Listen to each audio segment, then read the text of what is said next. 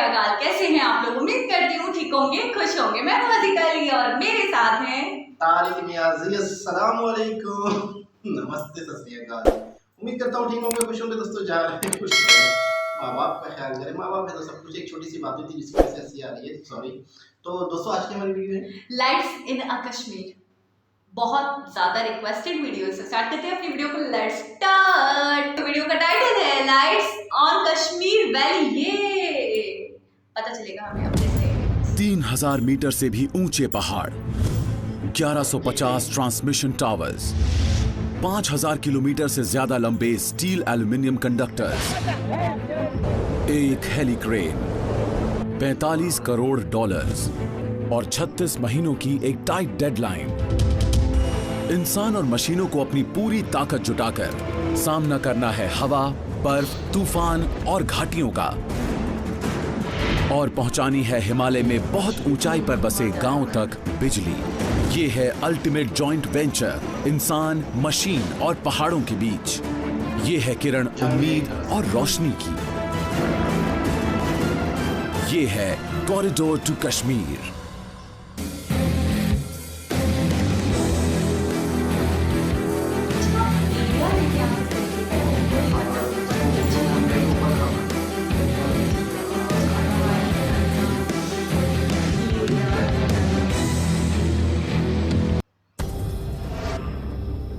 India की northern most state Jammu and Kashmir, ये घिरी है शानदार पीर पंजाल पहाड़ों से। ये खड़ी चढ़ाइयां किसी भी कंस्ट्रक्शन प्रोजेक्ट के लिए एक बड़ी रुकावट हैं। लेकिन अब डिजाइनर्स, इंजीनियर्स और कंस्ट्रक्शन वर्कर्स की एक टीम ने इस चुनौती का सामना करके 415 किलोमीटर लंबी ट्रांसमिशन लाइन बिछाकर कश्मीर तक बिजली पहुंचाने का फैसला किया है।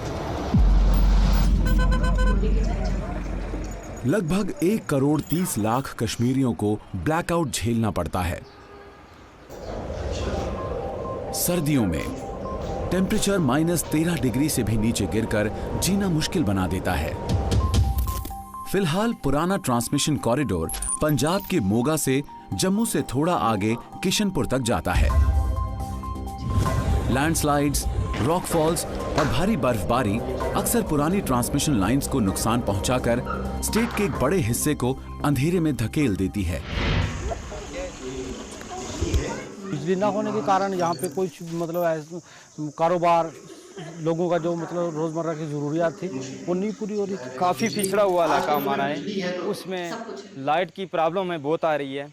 लाइट की प्रॉब्लम ये है कि पूरे दिन में हमें 2 घंटे लाइट होती है। सबसे बड़ी प्रॉब्लम हमारे यहाँ बिजली नहीं होती है तो वो अमॉन्ग स्टूडेंट्स के अंदर होती है, या खासकर रात को पढ़ने का वक्त होता है तो उस वक्त बिजली नहीं होती है, तब उनको अंधेरे में बैठना पड़ता है और ये सबसे बड़ी डिफ़िकल्टी है। स्टेट गवर्नमेंट कश्मीर को जगमगाने के लिए एक ऑल्टरनेट पावर कॉरिडोर बनाना चाहती है। नई power line surplus power supply वाले स्टेट पंजाब के जालंधर से शुरू होकर सांबा से जम्मू तक पहुंचेगी। वहां से ये ऊपर बॉर्डर पर रजौरी शहर से होती हुई पीर की गली पास से गुजरकर नए अमरगढ़ सब स्टेशन तक जाएगी, जो बारामूला डिस्ट्रिक्ट में है। ये नई लाइन मौजूदा लाइन से तकरीबन 4 गुना लंबी होगी और पहली सेंट्रल ग्रिड को कश्मीर से जोड़ेगी। ये नई proposed power line northern region system strengthening 29 या NRSS 29 सी लेवल से 240 मीटर ऊपर से शुरू होकर 3000 मीटर तक जाते हुए 2700 मीटर तक ऊंची उठेगी। पूरी होने के बाद ये ट्रांसमिशन लाइन नॉर्दर्न ग्रिड से 1000 मेगावाट पावर लाकर कश्मीर को दुगनी बिजली पहुंचाएगी। लेकिन जम्मू कश्मीर तक बिजली पहुंचाना एक बड़ी चुनौती है। गवर्नमेंट को प्रोजेक्ट के लिए 2 ही बिडर्स मिले। पहाड़ी इलाके में काम करना मुश्किल है। सर्दियों में भारी बर्फबारी और ठंडी हवाएं काम करना नामुमकिन बना देती हैं। और सिक्योरिटी इश्यूज भी पॉलिटिकली वॉलेटाइल जम्मू कश्मीर में हालात बिगाड़ देते हैं। आखिरकार ये काम मिला शेड्यूल से 12 महीने पहले प्रोजेक्ट पूरा करने का वादा करने वाली स्टरलाइट पावर को। कोई भी टफ चैलेंजेस फेस नहीं करना चाहता। कोई भी एड्रेस नहीं करना चाहता. No one wants to connect Kashmir to the mainland, और वो भी 400 kV लाइन से ओवर द पीर पंजाल लेन. और ये वो कुछ मुश्किल चैलेंजेस थे जिसे हमने एक्सेप्ट किया, क्योंकि अगर हम ये नहीं करते तो फिर हमारे पास एक इकोनॉमिकल एनर्जी मार्केट नहीं होती. सिर्फ 6 साल पुरानी ये कंपनी शहरों और गांवों को पावर लाइन से जोड़ने का काम करती आ रही है.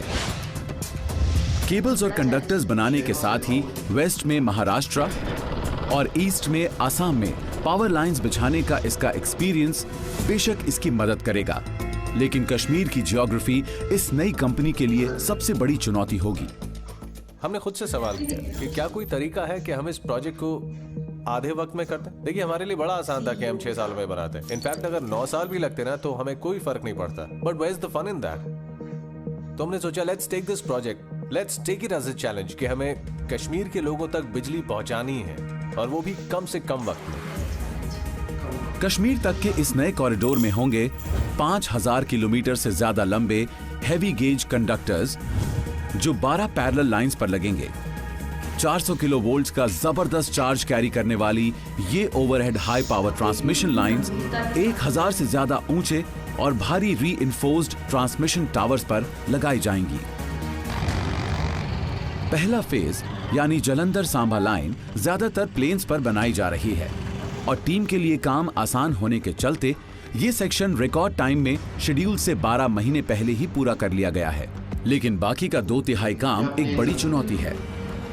पीर पंजाल की इन ऊबड़ खाबड़ ढलानों पर बिछाई जानी है सांबा अमरगढ़ लाइन. देखिए, जहाँ तक प्लानिंग का सवाल है तो पहली चीज़ है identification of the location. Location decide होने के बाद हम देखते हैं कि उस पर्टिकुलर लोकेशन में किस टाइप का टावर हो, वो भी इंजीनियरिंग कंसिडर करने के बाद. डिजाइन टीम को अब स्लोप्स के एलिवेशन, ऑल्टीट्यूड और स्नोफॉल पैटर्न के हिसाब से डिजाइन की मजबूती और टावर्स के वजन पर गौर करना होगा. तो हम बात कर रहे हैं सांबा टू अमरगढ़ के बारे में. इसमें 4 सेक्शंस हैं that we have divided to Akhnoor and to Rajouri and to Shopian and then to Amargarh, right? Now in these 4 sections ये वाला पोर्शन है नॉन हिली एंड विदाउट स्नो. ये वाला पोर्शन है हिली और विदाउट स्नो. ये पोर्शन है हिली प्लस स्नो, और ये है सेमी हिली और स्नो पार्ट, राइट? तो अब इस hilly and semi hilly and snow area में हमें टावर्स ऐसे डिजाइन करने होंगे ताकि we can club these two. Team topography और स्लोप्स के एंगल के हिसाब से 4 तरह के टावर्स इस्तेमाल कर रही है. इस पर्टिकुलर प्रोजेक्ट में हम विंड जोन को हायर लेवल पर लेकर चल रहे हैं. जैसे 39 मीटर पर सेकंड विंड स्पीड है इस पर्टिकुलर रीजन में, लेकिन हम इसे 44 मीटर पर सेकंड मानकर चल रहे हैं. इसे हायर लेवल पर बढ़ाते हुए, साथ ही स्नो थिकनेस को देखते हुए, हमने कंडक्टर के साथ साथ टावर मटेरियल की थिकनेस 16 mm रखी है, जबकि ये 10 से 12 mm होती है, तो इसे भी हायर साइड पर रखा है. तो ये टावर के सिस्मिक लोड को ऑटोमेटिकली कवर कर लेता है, और क्योंकि ये पिन जॉइंट स्ट्रक्चर है तो सिस्मिक लोड ग्राउंड में इजीली ट्रांसफर हो जाता है. पूरी लाइन में हम 1000 से ज्यादा टावर्स को लगा रहे हैं थ्रू डिफरेंट जियोग्राफिकल एरियाज. उनमें से कुछ हैवी स्नो जोन में बन रहे हैं, कुछ मीडियम स्नो जोन में, तो कुछ नो स्नो जोन में. हैवी स्नो जोन में हम यूज कर रहे हैं grade C material and some extra weight, जिससे हमारा टावर डैमेज नहीं होगा माइनस टेम्परेचर में, और वो टावर खड़ा रहेगा हर हाल में. प्लान्स फाइनलाइज करने के लिए टीम बोर्ड रूम में मिलती है. पहाड़ों के ऑल्टीट्यूड और स्नो कंडीशंस से प्रोजेक्ट में सबसे ज्यादा रुकावटें आती हैं. स्टरलाइट पावर के चीफ एग्जीक्यूटिव ऑफिसर प्रतीक अग्रवाल प्रोजेक्ट में काफी दिलचस्पी ले रहे हैं. सो रिलायबिलिटी सिर्फ 35 साल के लिए नहीं, बल्कि एटलीस्ट 50 साल तक ये लाइन जम्मू एंड कश्मीर और पूरे देश को सर्व कर सकती है. लेकिन अभी एक बड़ी मुसीबत से पार पाना बाकी है. Considering the size of the project, मुझे लगता है मटेरियल मूवमेंट और टावर इरेक्शन हमारे लिए सबसे बड़ा चैलेंज होगा. टीम मटेरियल को ऊपर पहाड़ों तक कैसे ले जाएगी? मटेरियल्स ले जाने के लिए खच्चर इस्तेमाल करने के ट्रेडिशनल तरीके धीमे और मुश्किल भरे हैं, और हर ट्रांसमिशन टावर का वजन 40 टन तक हो सकता है, जो 8 अड़ियल हाथियों को खड़ी चढ़ाई पर ले जाने जितना मुश्किल है. आपको जानकर हैरानी होगी कि 5000 खच्चर 24 घंटे इन हालात में लगाना बहुत ही मुश्किल था. तो प्रोजेक्ट डायरेक्टर होने के नाते मैंने सोचा कि क्या किया जाए. मतलब लोगों की मटेरियल्स, जीप्स, ट्रक्स, ट्रैक्टर्स और उन एक्सकेवेटर्स की प्लानिंग करनी थी, लेकिन खच्चरों का क्या? कहीं कहीं सड़क ना होने के चलते जमीन का रास्ता काफी टाइम कंज्यूमिंग था. इसलिए इंजीनियर्स ने जवाब की तलाश में आसमान की ओर देखा. देखिए, शायद ये अब तक का मोस्ट डिफिकल्ट ट्रांसमिशन प्रोजेक्ट है इस देश में, एंड वी बिलीव कि अगर हम इसे एग्जीक्यूट कर पाते हैं, और वो भी पहले से कम टाइम में जितना इसे एग्जीक्यूट करने में लगा था, तो हम इस देश में कोई भी प्रोजेक्ट पूरा कर सकते हैं। और इस प्रोजेक्ट को पूरा करने में हम चाहते हैं कि हम दुनिया की बेस्ट टेक्नोलॉजी इसमें यूज करें, ताकि इस प्रोजेक्ट को गिवन टाइम में पूरा कर सकें। और इसीलिए हम हेलीक्रेन भी यूज कर रहे हैं, बिकॉज मुझे लगता है कि दुनिया की तमाम टेक्नोलॉजी देखने के बाद शायद इस प्रोजेक्ट को एग्जीक्यूट करने की हमारी एम्बिशन में और वैल्यू ऐड होगी। स्टरलाइट पावर ने एक कैलकुलेटेड रिस्क लेते हुए एरिक्सन से एक हेलीक्रेन मंगाई। हेलीक्रेन या S-64 एक बहुत बड़ा हेलीकॉप्टर है जो 9000 किलो तक का वजन उठा लेता है। ये CH-54 तारहे वियतनाम वॉर हीरो है, जिसे अर्ली 60s में सिकोर्स्की एयरक्राफ्ट ने इन्वेंट किया था और फिर US आर्मी ने इस्तेमाल किया था। आज ये टेक्नोलॉजी खासकर सिविलियन यूज में आती है। एरिक्सन एयरक्रेन्स के पास S-64 की सबसे बड़ी फ्लीट है, जिसे मेगा बिल्डिंग प्रोजेक्ट्स के लिए लीज पर दिया जाता है। क्या ये हेलीक्रेन पीर पंजाल की ऊंचाइयों पर जीत दिला पाएगी? और क्या इससे सर्दियां शुरू होने से पहले NRSS 29 रिकॉर्ड टाइम में पूरा हो पाएगा? हमारे पास सबसे बड़ा चैलेंज है इन पहाड़ों में काम के सिर्फ 3 महीने होना, और इन 3 महीनों की वर्किंग विंडो में हम ज्यादा से ज्यादा अच्छा काम कैसे करें। उसका सबसे अच्छा तरीका है टेक्नोलॉजी ऑफ एविएशन। तो इस आइडिया को लाना ही हमारे लिए एक बहुत बड़ा चैलेंज था। अगस्त। अब एक्शन शिफ्ट होता है पुंछ के पास बफलियाज में, जो लाइन ऑफ कंट्रोल के बहुत पास है। ये है ऑपरेशंस बेस। टीम को उम्मीद है कि वो यहाँ से पीर पंजाल के पहाड़ों पर जीत दर्ज कर सकते हैं, लेकिन सिक्योरिटी जबरदस्त है। जियोग्राफिकली ये इलाके की सबसे चौड़ी जगह है। यहाँ से सड़क नजदीक होने की वजह से पूरी स्टॉक इन्वेंट्री आसानी से लाई जा सकती है। लाइन ऑफ कंट्रोल के पास होने से इस इलाके में इंडियन फोर्सेस की भारी मौजूदगी बेस को एक्स्ट्रा सिक्योरिटी देती है। टीम के सारे इक्विपमेंट यहाँ पर हैं। सीमेंट, सैंड और ग्रेवल, जिनसे टावर की फाउंडेशंस बनाई जाएंगी, और तमाम तरह के मेटल स्टब्स जिन पर ट्रांसमिशन टावर खड़ा होगा। इस बीच दूर गुजरात में मुंद्रा पोर्ट पर एरिक्सन हेलीक्रेन आखिरकार शिप से उतर चुकी है। ये ऑस्ट्रेलिया से आई है। फ्लाइट इंजीनियर के मशीन चेक करने के बाद ये गुजरात से उड़ान भरती है और अब तैयार है कश्मीर जाने के लिए। लेकिन वहीं कश्मीर में काम अटक गया है। ऑपरेशन हेडक्वार्टर मुसीबत में घिर गया है। नर्व सेंटर के बंद होने से कीमती वक्त बर्बाद हो रहा है। कश्मीर को सेंट्रल इलेक्ट्रिसिटी ग्रिड से जोड़ना बड़ा मुश्किल काम है। पीर पंजाल के पहाड़ों से पार पाने के लिए इस टीम ने हेलीक्रेन हायर की है, लेकिन इसके पहुंचने से कुछ ही दिन पहले मुसीबत धावा बोल देती है।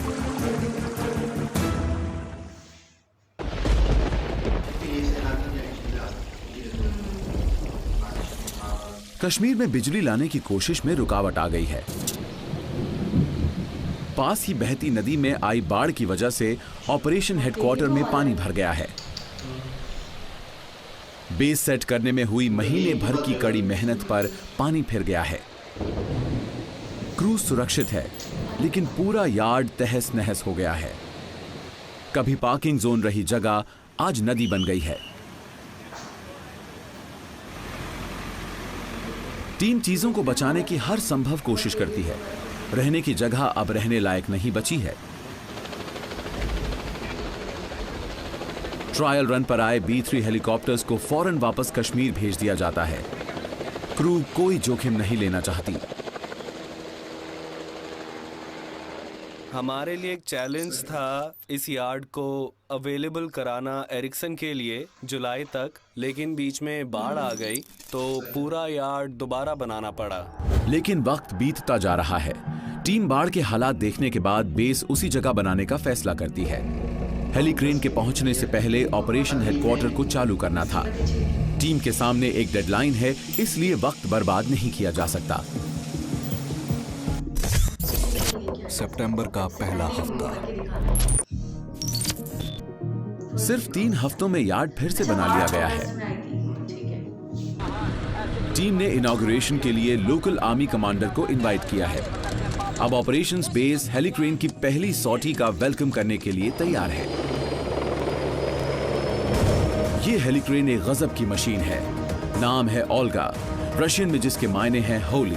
देखने में ये स्लिम ग्रास हॉपर जैसी भले हो, पर लाइट वेट नहीं है। इसे ताकत देते हैं twin heavy lift engines.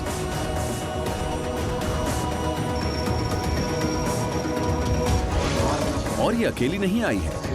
B3 helicopter में इसके साथ आया है इसका सपोर्ट क्रू।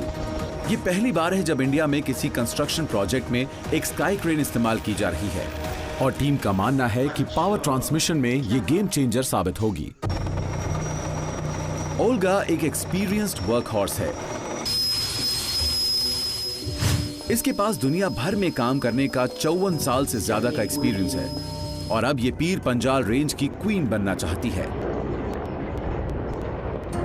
ओल्गा बहुत ऊंचे दाम पर आई है। इसकी हर घंटे की लागत हजारों डॉलर्स है, लेकिन इसके काम के आगे इसका दाम जायज है। ये जम्मू कश्मीर में फाइनेंस्ड सबसे बड़े प्रोजेक्ट्स में से एक है in the history of India, और ये काफी मुश्किल था। और इसमें जिस तरह की टेक्नोलॉजी और टेरेन का हमें सामना करना था, उसने इसे और मुश्किल बना दिया।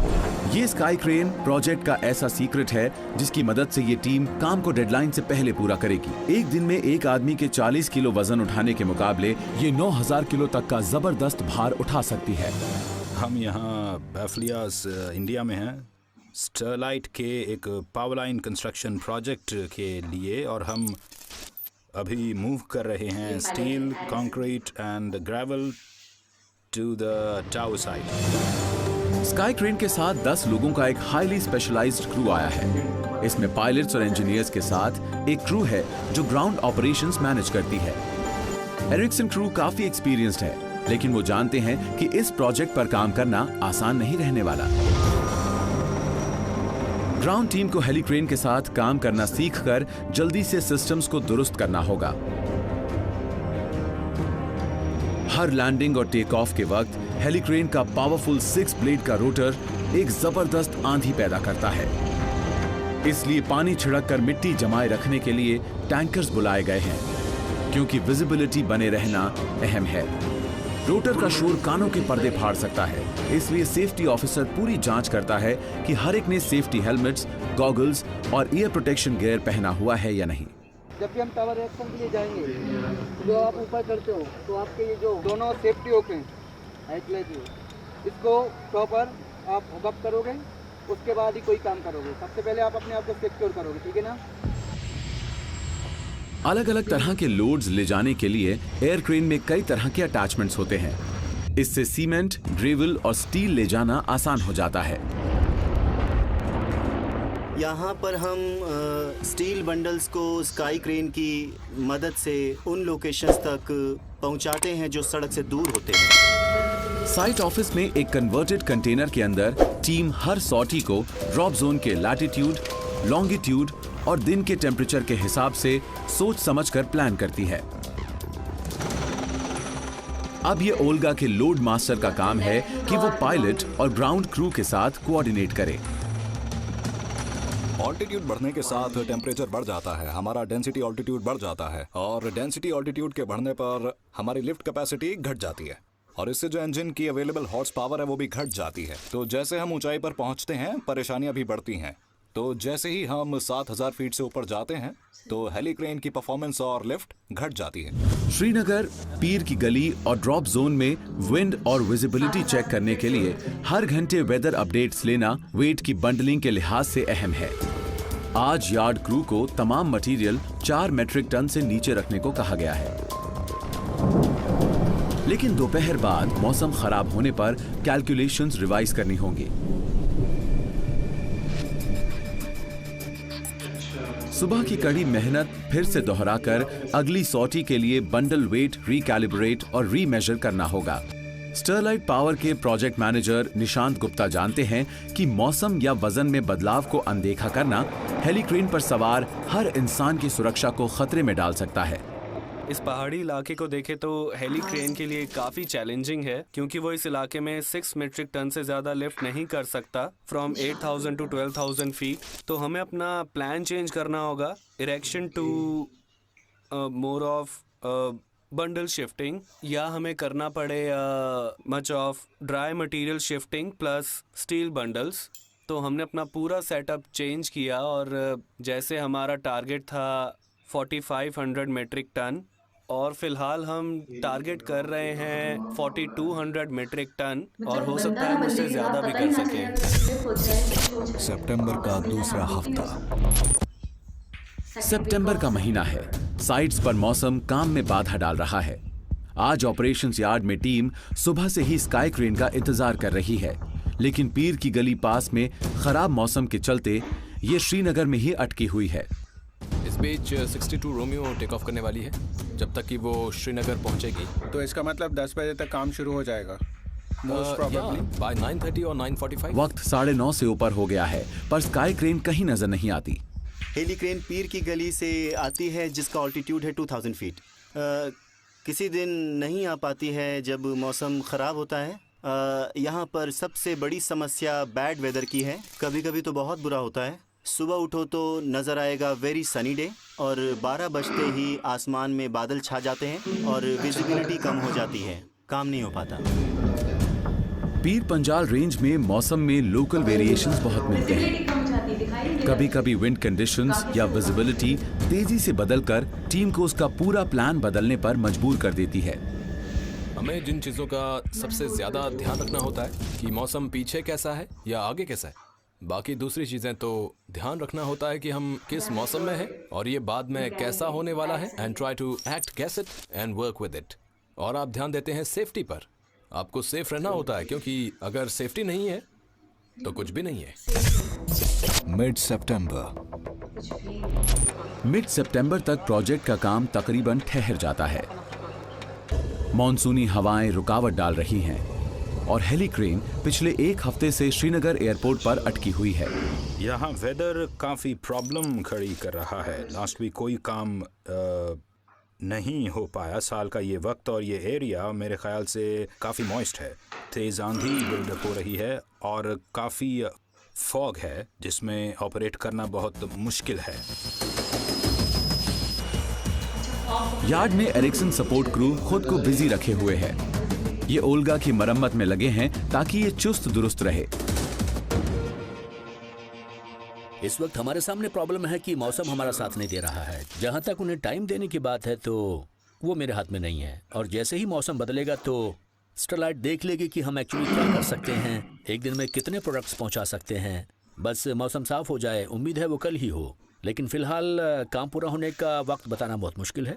ये मेरे हाथ में नहीं है, ये कुदरत के हाथ में है। टेरेन अपना खुद का मौसम बनाता है और वेदर एक ऐसी चीज है जिस पर हमारा कोई कंट्रोल नहीं है। हमें उसके मुताबिक चलना होता है। टीम दबाव में है। बर्फबारी और आंधियों के साथ सर्दियां आने से पहले इन्हें काम पूरा करना होगा।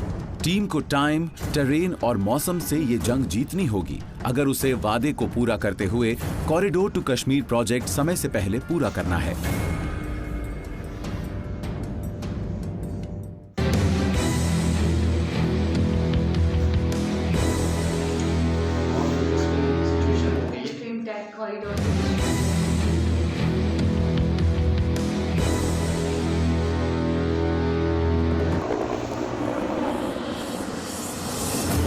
हेलीक्रेन बिल्डिंग प्रोसेस में तेजी तो लाई है, लेकिन खराब मौसम की वजह से ये पिछले 1 हफ्ते से काम नहीं कर पाई है।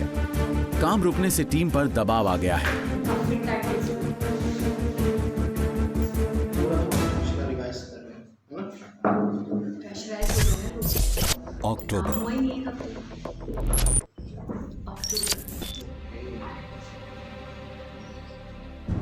अक्टूबर चल रहा है। मॉनसून खत्म होने के साथ ट्रांसमिशन टावर्स बनाने का काम पूरी तेजी पर है।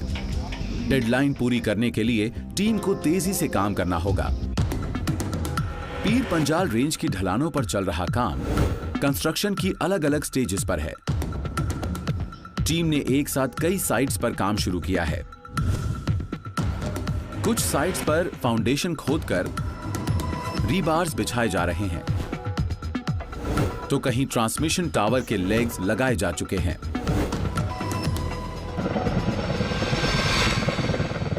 हेलीक्रेन अपने सपोर्टिंग B3 हेलीकॉप्टर के साथ पहाड़ों पर डेली रन्स में जुटकर कई वर्क साइट्स पर रोजाना मटेरियल पहुंचा रही है। एरिक्सन टीम यूनाइटेड स्टेट्स से है। ये स्पेशल कंक्रीट पोरिंग बकेट्स लाए हैं। इनमें से हर एक बकेट 6 मीट्रिक टन से ज्यादा कंक्रीट ले जाती है, जिससे साइट पर काम में तेजी आती है। लेकिन अभी कई रुकावटें दूर करनी बाकी हैं। इंडियंस और अमेरिकन्स के लिए स्मूथ वर्किंग रिलेशनशिप बनाए रखने के लिहाज से ये एक लर्निंग कर्व रहा है। ये उनके लिए बिल्कुल नई चीज है। अब तक ये लोग ये काम हाथों से, खच्चरों से, घोड़ों से करते थे। यहाँ यही तरीका था, पर अब ये बहुत बड़ा चेंज है। तो जब से हम यहाँ आए हैं, हम इनसे थोड़ा डिफरेंट नहीं बल्कि कंप्लीटली डिफरेंट करने को कहते हैं। हेलीक्रेन एक गेम चेंजर है और ग्राउंड क्रू को तेजी से इस हाईटेक मशीन के टाइट, प्रिसाइज शेड्यूल में काम करना सीखना होगा।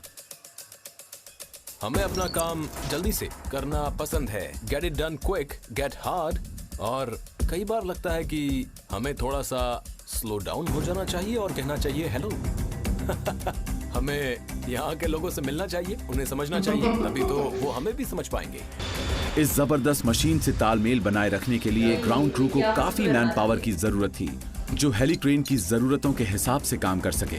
हमने रिक्रूट किया है एक खास तरह का फिटर जो उसी काम में माहिर है। हमने उसको ट्रेन किया ताकि वो हेलीक्रेन को ऑपरेट कर सके। लैंग्वेज एक और बड़ी रुकावट है। एक एरर फ्री ड्रॉप के लिए पायलट और ग्राउंड क्रू के बीच कम्युनिकेशन अहम है। समझ में जरा सी चूक से 4 टन स्टील गलत जगह पर ड्रॉप हो सकता है, जिससे नीचे खड़े आदमी की जान भी जा सकती है। कुछ जगहों पर सेल फोन कनेक्टिविटी खराब है और सिक्योरिटी रीजन से वायरलेस कम्युनिकेशन की इजाजत बिल्कुल नहीं है। टीम ने कम्युनिकेशन प्रॉब्लम दूर करने के लिए सभी को हाथ से सिग्नल्स देना सिखाया है। फ्लैग मार्शलिंग से काम आसान हुआ है।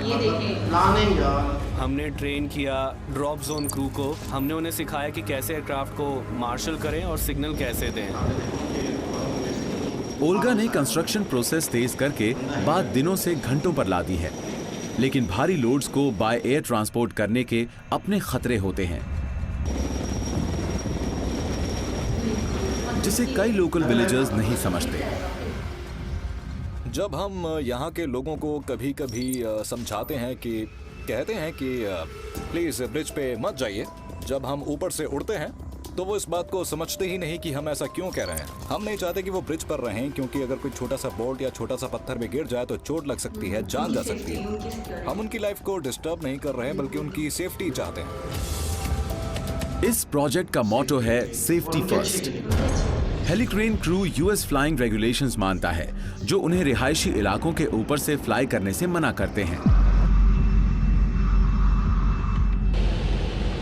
इसलिए ड्रॉप जोन के रास्ते में गांव से बचने के लिए पायलट अक्सर ज्यादा लंबा रूट लेते हैं। यूएस सेफ्टी रूल्स के साथ ही हेलीक्रेन क्रूज को इंडियन एविएशन रूल्स फॉलो करने को भी कहा गया है।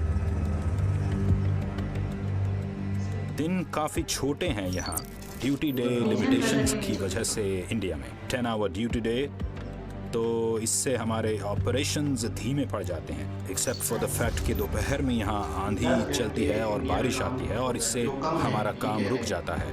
तो अगले दिन हम लोग कैचअप करने की कोशिश में लग जाते हैं। ये सॉटी एक नए टावर का बेस बनाने के लिए सैंड और सीमेंट ले जा रही थी।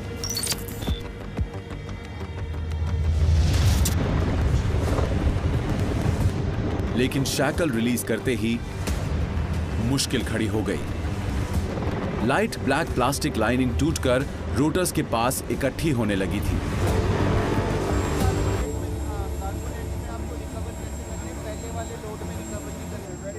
वहां बफलियाज में टीम प्रॉब्लम पर गौर करके एक फैसला लेती है।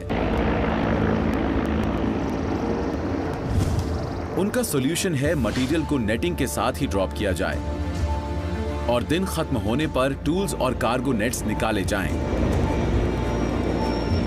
ताकि वो फिर से इस्तेमाल किए जा सकें। Mid October.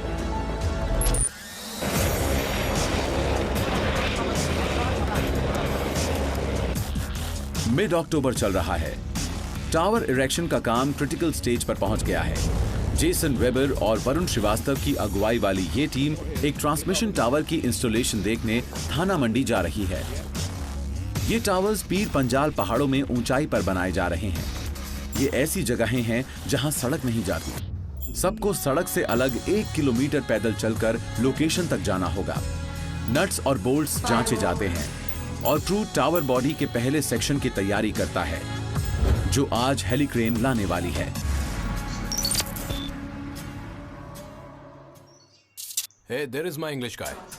Okay. When the crane comes, इन सबको वहाँ ऊपर जाना होगा. Okay. Everybody has to be in group. वहाँ ऊपर. जब क्रेन वहाँ से आएगा तो आप लोग को ऊपर रहना है, ठीक है? तो सबसे पहले हम लोग क्या करेंगे? कलर का जो प्लेट इतना बड़ा बड़ा उसको खोलना है। उसके बाद चेन खोलना है। उसके बाद बनाना गाइड का जो बोल्ट है 2 उसको खोल के उसको मैंने बनाना गाइड का निकालना है। इनका कहना है कि पहले ये ऊपर चढ़ेंगे, फिर वो उस पार्ट को खोलेंगे जो येलो कलर का है। No. Step number 1. सबसे पहले 1 bolt. Yeah. Put in either side. Right. वो जिधर भी fit हो जाए. Right. Spin it tight. Right. That is safety. Step 2. Remove the wraparounds. Okay. Instruction साफ होने के बाद अब वक्त है हेलीक्रेन का इंतजार करने का। पूरी ground team safety protocols follow करते हुए ऊंचाई पर जाकर उनके सिग्नल का इंतजार करती है। उधर बफलियाज हेडक्वार्टर्स में क्रू हर सेक्शन की जांच करती है। हर सेक्शन के ऊपर ब्राइट ऑरेंज मेटल के टुकड़े लगाए गए हैं जिन्हें बनाना गाइड्स कहा जाता है। ये अगले पीस को लगाने में मदद करते हैं।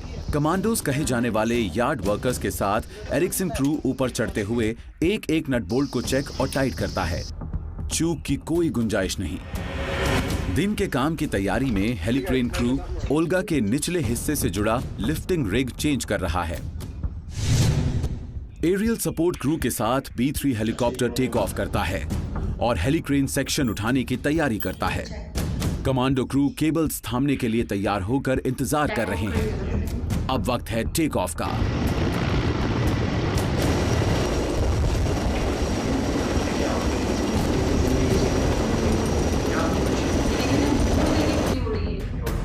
उधर ढलान पर टावर क्रू तसल्ली से इंतजार करता है। वो सेक्शन को आता देखते हैं। सेक्शन पहुंचता है। हेलीक्रेन पायलट पास ही मंडराते B3 और ग्राउंड क्रू की गाइडेंस में सेक्शन को पोजीशन करता है। हेलीक्रेन 2 पायलट्स के हिसाब से बनी है, एक विशाल मशीन को उड़ाने के लिए और दूसरा पिछले हिस्से में बैठकर सेक्शन को जगह पर जमाने के लिए। टीम की नजरों के सामने सेक्शन बनाना गाइड्स पर आसानी से स्लाइड होकर अपनी जगह पर जम जाता है। काम पूरा होते ही हेलीक्रेन केबल्स रिलीज करती है और अगली सॉटी के लिए उड़ जाती है। क्रू ट्रांसमिशन टावर की तरफ बढ़ता है, सेक्शन को जगह पर कसने के लिए। लेकिन जेसन वेबर की तजुर्बेदार आंखों ने एक कमी पकड़ी है। एक रैप अराउंड सेक्शन को एक साइड से जगह पर स्लाइड होने से रोक रहा है। एक वेल ऑयल्ड मशीन की तरह एक क्रू मेंबर दौड़कर जाता है और जल्दी से इंस्ट्रक्शंस को फॉलो करता है। जेसन वेबर और वरुण श्रीवास्तव के सामने ही दिक्कत दूर कर दी गई है।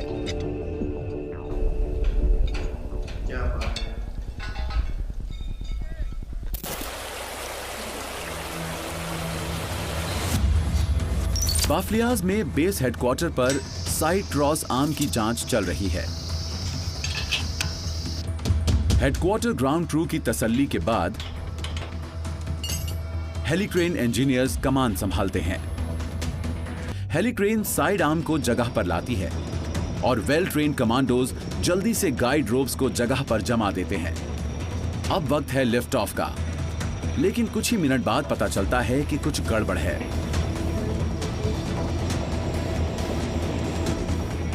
हेलीक्रेन एक और कोशिश के लिए वापस लौटती है। क्या ये 6 टन का क्रॉस आर्म उठा पाएगी या आज का काम यहीं अटक जाएगा? बैलेंस नहीं मिल पा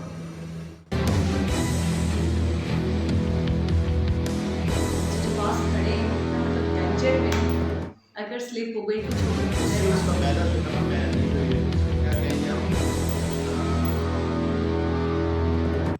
फिजिक्स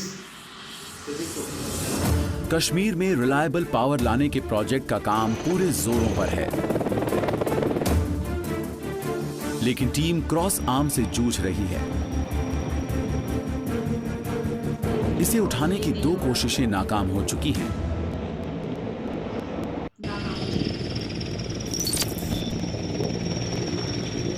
दिक्कत इसकी केबल्स में से एक में है। ये अजीब शेप के क्रॉस आर्म को बैलेंस नहीं कर पा रही, लेकिन ये टीम हार मानने में विश्वास नहीं रखती और ओल्गा की तीसरी कोशिश कामयाब रहती है।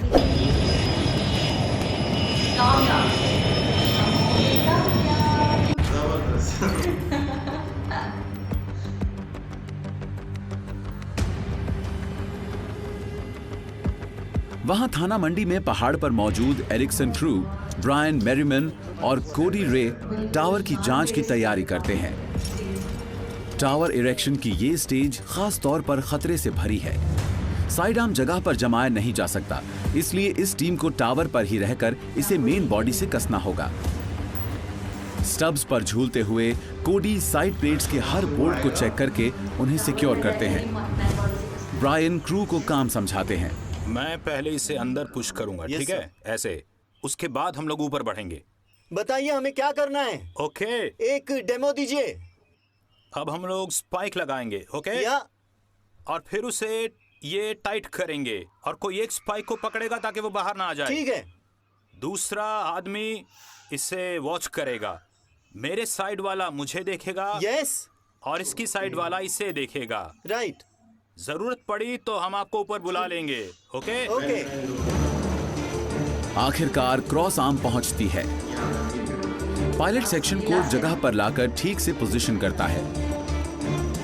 क्रॉस आर्म लगाना टावर इरेक्ट करने में सबसे होशियारी वाला काम है, क्योंकि क्रू को इसे तेजी से जमाने के लिए ग्रेविटी से जूझना पड़ता है। ये कोई आसान काम नहीं है। हेलिक्रेन हवा में मंडरा रही है, जबकि टीम टावर पर तेजी से काम करते हुए अपने क्रोबार से बोल्ट होल्स मैच करने की कोशिश कर रही है। रोटर्स का डाउनवर्ड थ्रस्ट इतना तेज है कि टावर पर काम करते लोगों को उड़ा सकता है, लेकिन हर एक अच्छे से बंधा हुआ है और ईयर प्लग्स पहने हैं ताकि हेलिक्रेन का जबरदस्त शोर असर न डाले। रोप से बंधे क्रू के टूल्स उनकी पहुंच में हैं। हेलिक्रेन पायलट नीचे हो रहे काम पर पैनी नजर रखते हुए चॉपर को एक जगह जमाए रखता है। टीम लगातार काम करती है। आखिरकार आर्म सिक्योर करके काम को बखूबी अंजाम दिया जाता है।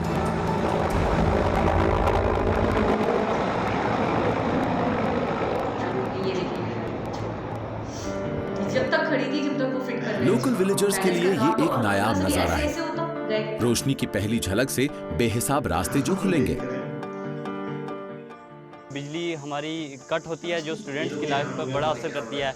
देखो, आप अगर बिजली होगी अच्छे से तो वो भी पढ़ सकेंगे, फिर हमारे बिजली की वजह से पानी भी हमें चलेगा और भी काफ़ी सारे फ़ायदे होंगे। अगर 24 घंटे बिजली रही तो बहुत बड़ा हमें फ़ायदा हो जाएगा। दफ्तरों का कंप्यूटर सिस्टम है वो भी चलेगा, और कोई नेट का सिस्टम है आगे पीछे करना है वो भी चलेगा। सर, बिजली अगर आना शुरू हो गई तो हमें ज़्यादा फ़ायदा होगा।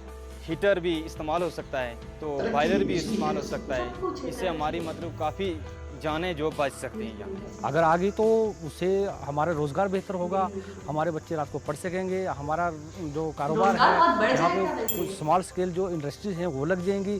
बिजली के आने से तो समाज में बेहतरी होगी और डेवलपमेंट होगी।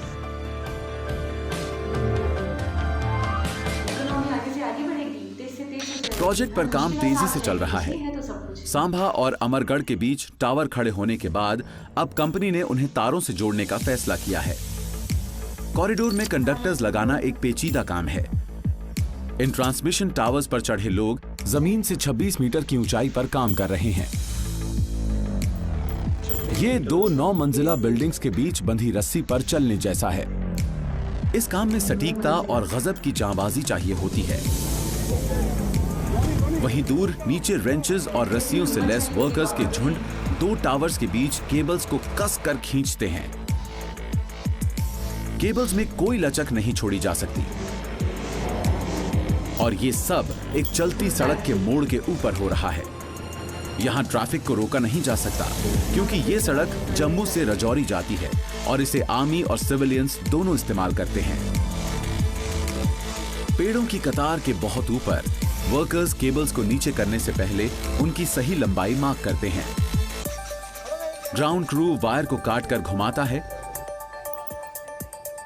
और जब ये काम पूरा हो जाता है तो वो सब पूरी ताकत लगाकर इसे ऊपर खींचते हैं और ये काम गैंग मास्टर के सुर में सुर मिलाकर किया जाता है।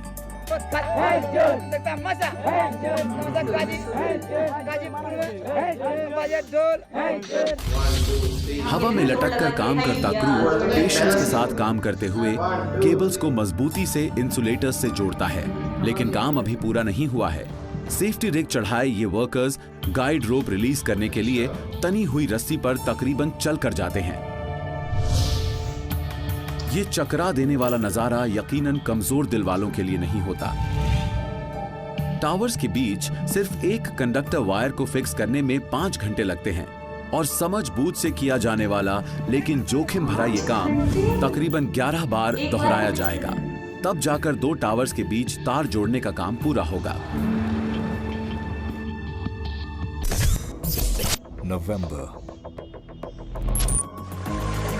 नवंबर आ चुका है, आसमान साफ है, लेकिन सर्दियां आने में अब बहुत कम वक्त बचा है। ऑपरेशंस यार्ड में काम लगातार जारी है, जहां स्टरलाइट और एरिक्सन टीम्स सटीक तालमेल के साथ काम कर रही हैं। वो वहाँ ब्रेस है क्या? जरा देखकर बताओ। नहीं यहाँ नहीं, वहाँ ऊपर है। अच्छा ऊपर है, वहाँ देखो, वहाँ बोल्ट सब भी लूज हैं। यार्ड में टावर के आखिरी हिस्से को भेजने की तैयारी चल रही है। इधर इस मजबूती से जुड़े स्किल्ड वर्कर्स के ग्रुप ने एक और सेक्शन भेजा और उधर वो समझ जाएंगे कि काम बखूबी पूरा हुआ। प्रोजेक्ट मैनेजर निशांत गुप्ता और एरिक्सन के डेविड ब्रॉडवे के लिए ये जानना काफी तसल्ली भरा है।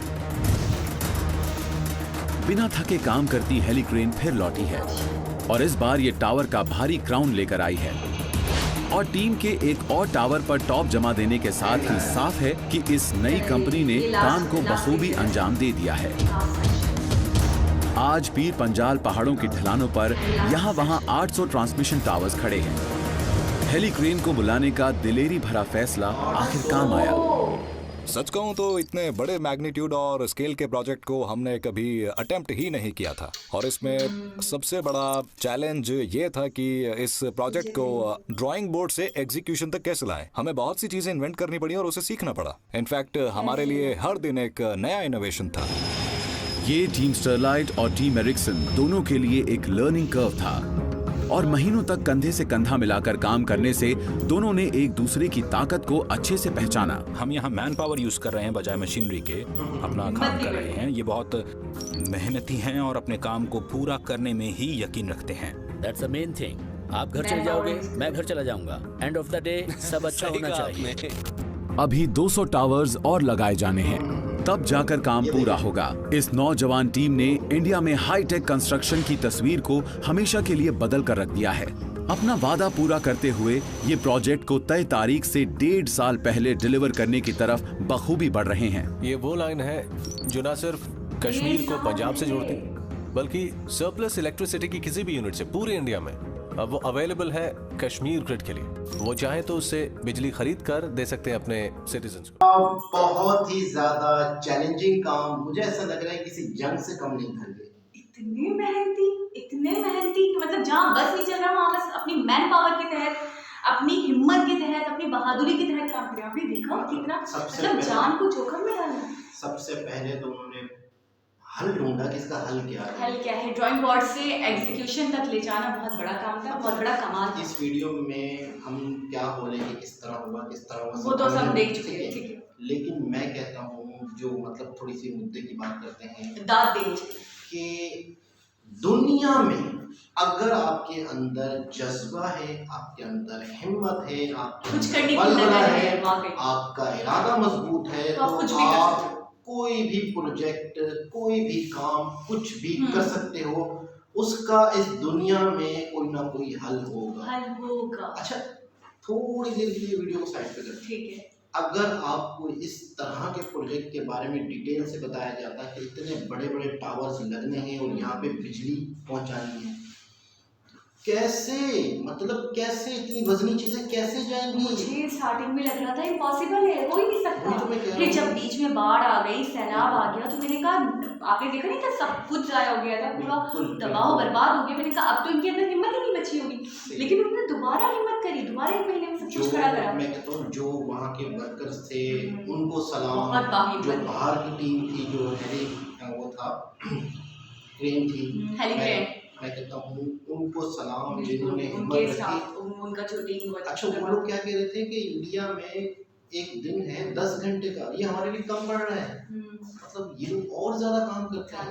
अच्छा, उन्होंने एक और बात बोली कि हम इस बात पर यकीन रखते हैं कि काम को जल्दी से निपटा दिया जाए, ठीक है ना। और हम स्लो डाउन हो गए बल्कि ये सोचकर कि हमें इनके साथ कोलैबोरेट करना है, इनके साथ इनको समझेंगे तो ही तो ये हमें समझ पाएंगे ना। और सबसे बहुत खूबसूरत बात, मौसम का मसला था और काम बहुत बैड वेदर था, जिसकी वजह से मतलब ये इससे पहले निपटा देते।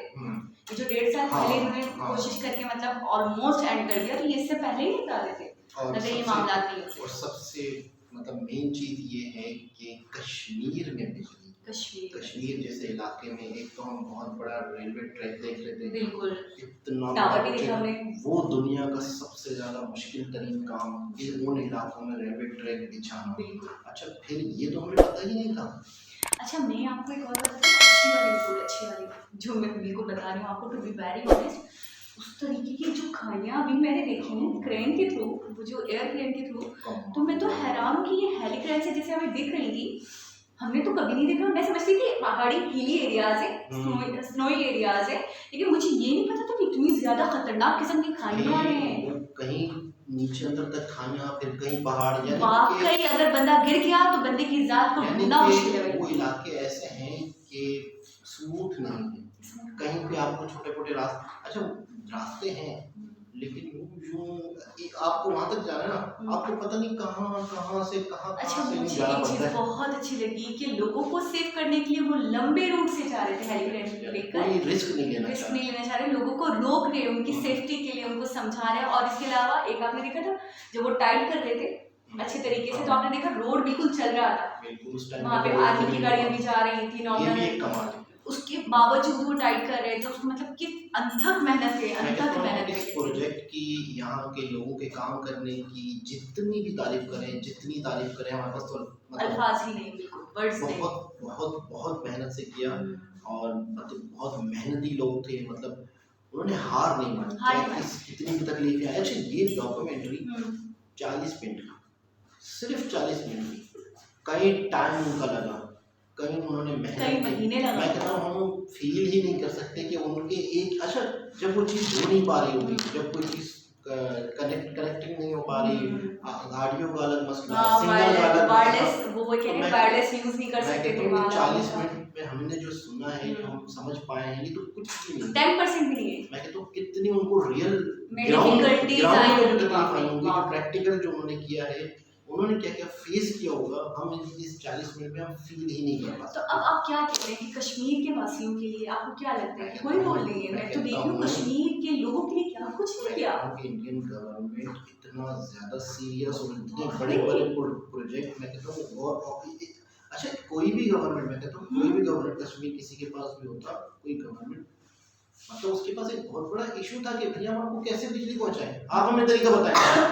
एक आड़ पकड़ना होता है, एक जेन्युइन बात है ना कि हम कैसे करेंगे, इतनी खतरनाक खाइयां, इतनी बड़ी बड़ी पहाड़ियां, हम कैसे आएंगे, हम कैसे करेंगे? यहाँ तो जो हो भी सकता है ना, वो भी नहीं होता, लेकिन जो नहीं हो सकता था उन्होंने वो करके दिखा दिया। मैं तो कहती हूँ कमाल, जबरदस्त, जितनी तारीफ करें वहाँ के काम करने वालों की।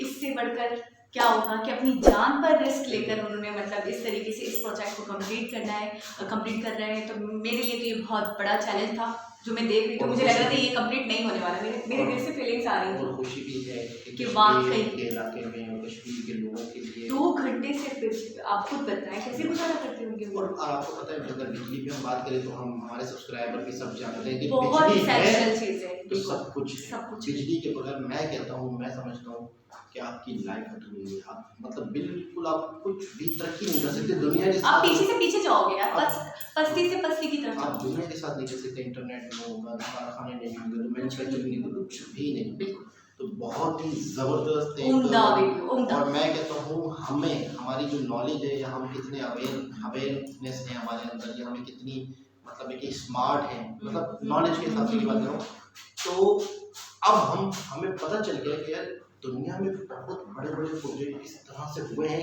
किस तरह से हो सकते हैं, जज्बा क्या होता है काम करने का। हमारी जो सोच है ना, मतलब वो यकीन करें खुलती जा रही है और हम अपने आप को कुछ और समझ रहे हैं यार। एक तो ये होता है कि नॉलेज की हद तक रखना। आप में कभी भी मतलब किसी चीज़ को लेकर ये कहूँगी ना कि इम्पॉसिबल, तो मैं याद करूँगी कश्मीर का प्रोजेक्ट याद करूँगी कि कश्मीर में बिजली कैसे आई थी। तो कश्मीर में कितनी अनथक मेहनत के साथ मतलब इस तरीके से किया गया था। तो मैं इस चीज़ को अपने आप को मोटिवेट करूँगी ये सोच के कि कुछ भी नामुमकिन नहीं है, कुछ भी इम्पॉसिबल नहीं है। जब कश्मीर में बिजली आ सकती है तो कुछ भी इम्पॉसिबल नहीं है। जो हेलीकॉप्टर जो यूज हुई थी वो वियतनाम की जंग में यूज हुई थी। वहाँ पे सामान ले जाना 60s से भी पहले उससे ये काम भी ले जा रहे थे। मतलब उन्होंने सोचा, पॉसिबिलिटी देखी, चीजें देखी, मतलब कितनी मतलब करने के सोबहाने नहीं करने के सोबहाने में यही कहते थे कि भाई हम कैसे करेंगे, किसी चीज की अवेलेबिलिटी नहीं है हमारे पास। तो बहुत थी वो कॉस्टली, उसका एक घंटा कहीं कितना कीमती था। जब से वो इनके पास ही समझो उसका रेंट चढ़ रहा है। अच्छा, स्टार्टिंग में जब वीडियो स्टार्ट हुई थी सीईओ ने जो एक बात कही थी 9 साल भी लगेंगे, तो हमने सोचा था ये चैलेंज हमारे लिए और हम करके दिखाएंगे। कितनी बड़ी बात है, बल्कि टाइम से पहले ही करके 1.5 साल। तो एक बहुत ही जबरदस्त हमारे लिए हमारी नॉलेज में बहुत बड़ा मोटिवेट किया भी किया इस वीडियो। तो दोस्तों दोबारा किसी और वीडियो के साथ आपसे मुलाकात होगी, जब तक के लिए अल्लाह हाफिज़।